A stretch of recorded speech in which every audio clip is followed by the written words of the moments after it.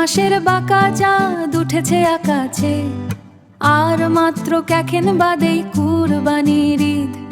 চারিদিকে কেমন একটা উৎসবের গন্ধ, কেমন একটা উৎসবের গন্ধ। আমাদের ছোট্ট তুলতুলের তো খুশি আর ধরে না, কারণ ঈদ মানে শুধু নতুন জামা না। ঈদ মানে প্রিয় বন্ধুদের সাথে মজা করা।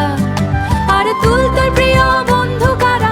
আদরে ছোট্ট বিড়াল ছানা, মিনি দুষ্টু কুকুর ছানা, ইঙ্কি আর পঙ্কি।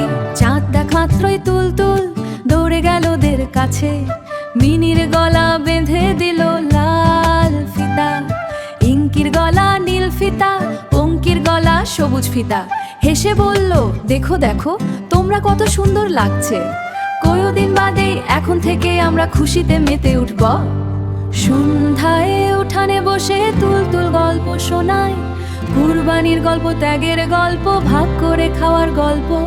মিনি চুপচাপ কোলে বসে থাকে, আর ইঙ্কি পঙ্কলেজ নাড়িয়ে যেন সব বুঝে নেয়। রাতে ঘুমানোর আগে তুলতুল আকাশের দিকে তাকিয়ে বিড়বিড় করে, আল্লাহ, এবারের ঈদ যেন সবার জন্য আনন্দের হয়। আর আমার মিনি ইং পঙ্কি যেন সবসময় এমনই খুশি থাকে, যেন সবসময় এমনই খুশি থাকে। বাইরে জিলহজে চাঁদ হাসছে, আর ঘরে তুলতুলের ছোট্ট পরিবার। একজন মানুষ আর ৩ জন পশু বন্ধু শীতে মেতে আছে, কারণ ওরা জানে ঈদের আসল মজা হলো একসাথে থাকা, একসাথে ভাগ করে নেওয়া, একসাথে ভাগ করে নেওয়া। শিক্ষা, ঈদ মানে শুধু নিজে খুশি হওয়া না, ঈদ মানে ছোট বড় মানুষ সবাইকে ভালোবেসে আনন্দ ভাগ করে নেওয়া।